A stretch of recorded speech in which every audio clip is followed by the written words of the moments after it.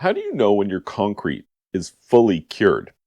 And the simple answer to that is that 28 days has passed since you mixed, placed, and finished the concrete, whatever your application is. So that's kind of the thing about concrete. It has this very predictable time scale that it follows. And we could break it down even further, and I could know predictably at day 3, at day 7, at day 14, and at day 28 how strong this concrete's going to be. If you were dealing with concrete in an environment where you need to know, then there are tests that you can perform, both non-destructive and destructive tests.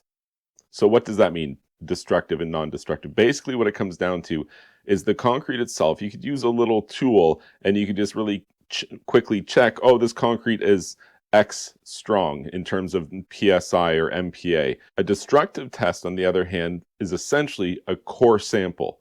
We're going to drill a big hole in the concrete and remove some, take it back to a lab, crush it in a vise or a press, and discover how many pounds of pressure it takes to fracture or break this sample, thereby learning the compressive strength of the concrete. The destructive test is definitely more accurate than the non-destructive test, but the disadvantage being is you have to drill a big hole in the concrete, or you have to have had the forethought to pour samples that you're going to perform these tests to. To the average do-it-yourselfer or home user, anybody other than a professional working with concrete, you're just going to go with the assumption when concrete is 28 days old, it has achieved its final finished strength.